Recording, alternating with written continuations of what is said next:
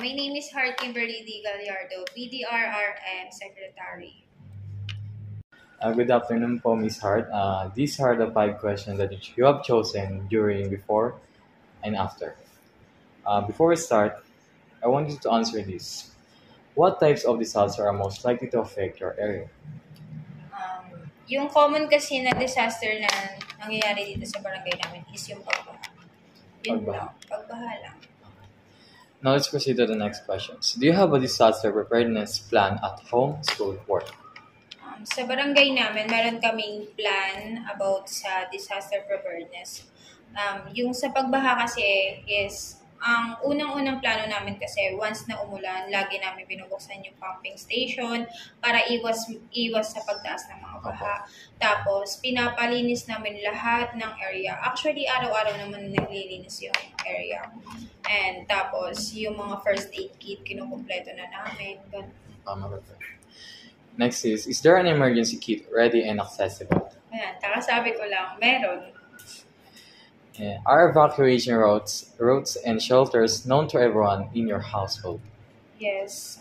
Sa buong barangay na lang. Kasi pag household sa pamilya Oo. na lang.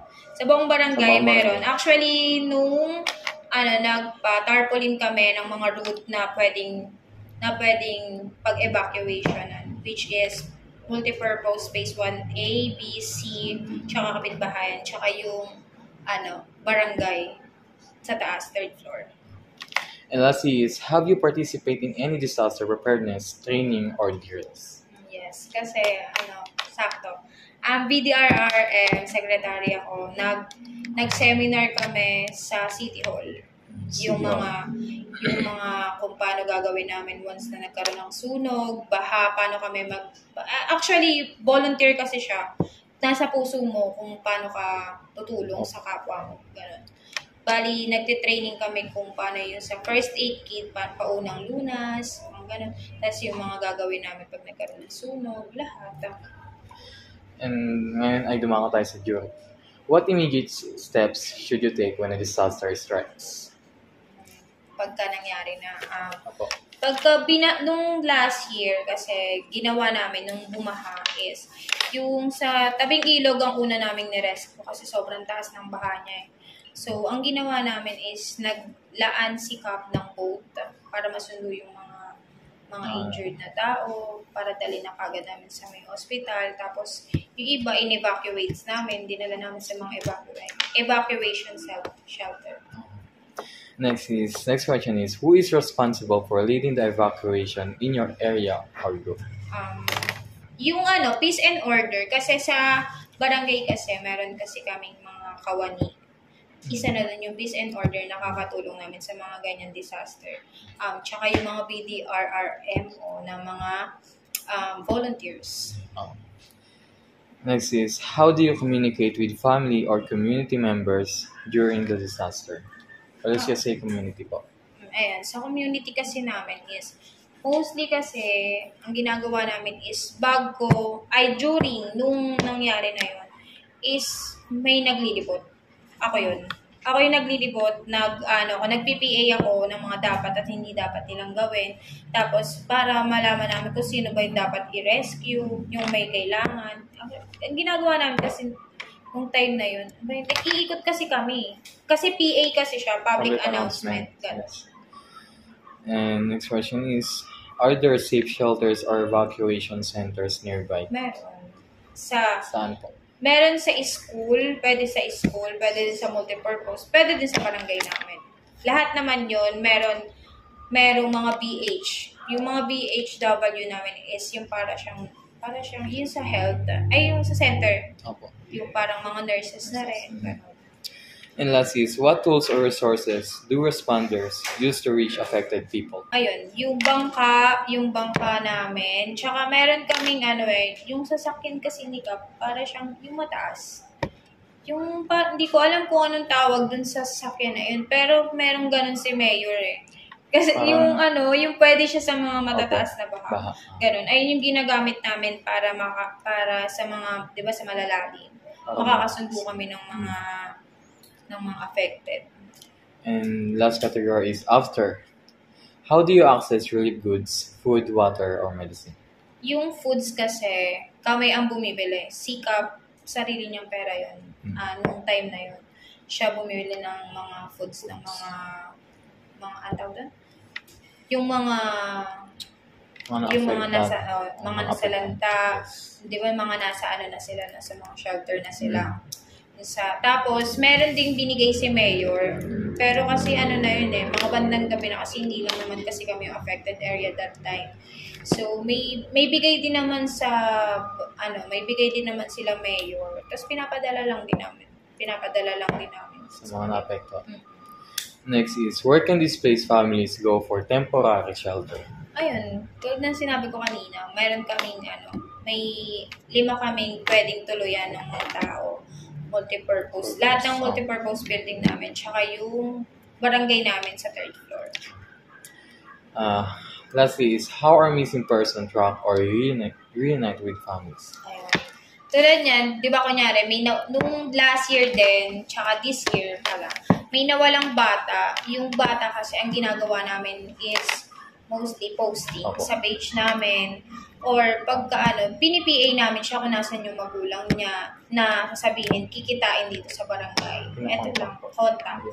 Kasi yung bata kasi hindi naman nakakaalala yan kung anong nang cellphone ng magulang. Yes, yung ginagawa namin. Thank you so much po.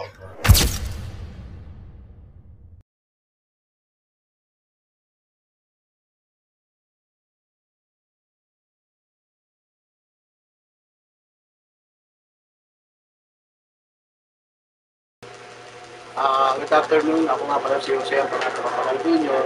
BDRRI po, call person ng Barangay LBBS na Katagatan. At the same time, partnership ako ng LBBS Barangay Katagatan para i-rescue.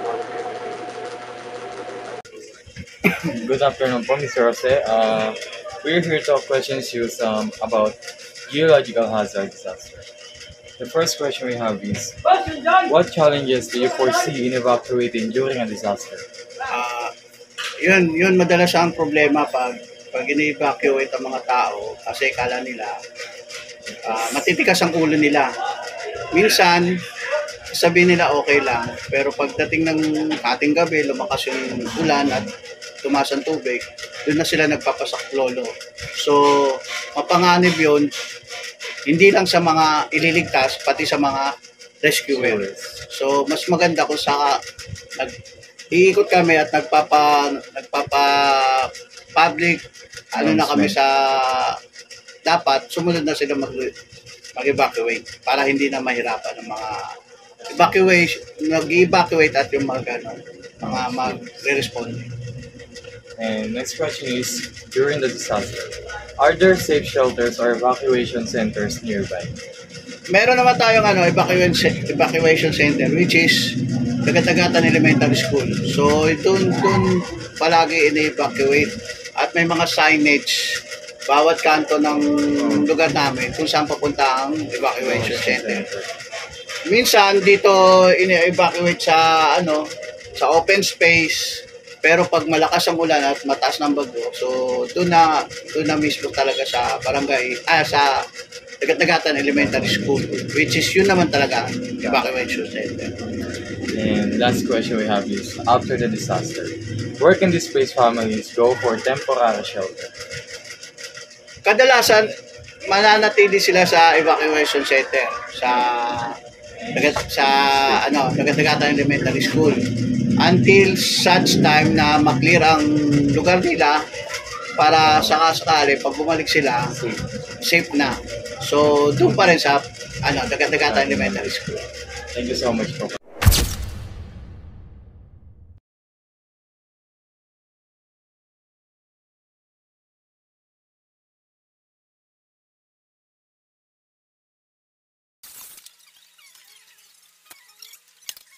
Magandang hapon po sa inyong lahat. Ako po si Judith Apolonio, Barangay Secretary ng Barangay NBBS proper. Good afternoon po, Miss Judith. We are really here to interview and ask you some questions about geological hazards. And we have 5 categories of questions before, during, and after. Firstly, let's start with before. What types of disaster are most likely to affect your area? Yung nakakaapekto dito sa lugar namin ay yung sunog. Kasi nga dahil congested yung aming area, tapos ang mga light materials yung mga kabahayan, kaya mas prone talaga siya sa sunog. Tapos, ang isa pang problema namin dito ay dahil napapaligiran kami ng maraming mga ice plant or mga cold storage. So, posible magkaroon ng mga ammonia leak. So, yan yung mga problema sa amin. Pero yung bahay, hindi pa. Next question is, do you have a disaster preparedness plan at home, school, work? Dito sa barangay, meron kami rito disaster So nagkakaroon kami ng quarterly, meron kasi ang government na simultaneous earthquake drill. So nag-earthquake drill dito. Yun nga lang ang participants namin mostly mga kawani plus sinasama namin sa earthquake drill yung mga nandun sa health center para at least merong iba pang kasamang kalahok. So, yun yun. And next is, are evacuation routes and shelters known to everyone in your household? Oo, meron. Tapos, meron kasi dito kami mga tarpaulin na nilalagay na this way to evacuation. So, meron kami mga ganon. Have you participated in any disaster preparedness training or drills? Meron. Sa drills na earthquake drills, meron yung quarterly. Tapos meron kaming seminar tungkol dito sa preparedness din. Halimbawa, yung mga tanod namin, saka mga TFD namin, saka fire volunteer, nagkaroon ng training no nakaraan. Halimbawa, kapag nagkaroon ng baha, paano sasagipin yung mga tao. Kapag nagkaroon ng sunog, paano sasagipin. Paano kapag nagkaroon ng ammonia leak, paano ang gagawin. So, meron kaming nagkaroon. And last question is, what challenges do you foresee in evacuating during a disaster? Challenges sa mga evacuation. So, yun. Siyempre, kapag nagkakaroon ng evacuation, ang problema dyan natin, yung mismong mga lugar, 'di ba? Lalo na kapag sa usapin ng hygiene, 'di ba? Lalo na minsan ang mga ginagamit natin ay halimbawa sa school ang evacuation namin diyan, maliit lang yung mga toilet at mga nila. So ang isa sa problema namin yung mga ganun usapin ng hygiene. And next question is during disaster. First is, what immediate steps should you take when a disaster strikes? Halimbawa, kapag sa sunog, so syempre meron namang ang ginagawa namin dito, immediate talagang pupunta kami. Halimbawa, nitong nakaraang karoon ng sunog dyan sa sitio. So immediate punta kami plus yung mga tao talagang namin na matulungan sila.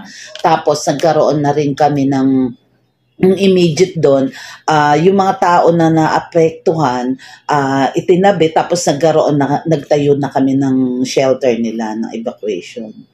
Next question is, who is responsible for leading the evacuation in your area or group? Yung meron kasi kami dito na yung mga five volunteers plus mga yung makikita nyo dun sa harapan, may chart kami ng BDRRM, nakita nyo. So yun yung mga responsible person, may kanya-kanya silang designated na committee kung paano ang nila tatrabahuhin nyo in case na meron ganyan. Next question is, how do you ensure the safety of vulnerable individuals, children, elderly, and disabled? So, yun, kapag ganyan kasi, pinapriority din natin. Kasi kapag ganyan, nililista namin, halimbawa, per family. Tapos, ilan yung matatanda, ilan yung bata, ilan yung pregnant women. Para at least, kapag nagbigay ng support dun sa kanila, alam natin kung ano yung pwedeng maibigay sa kanila.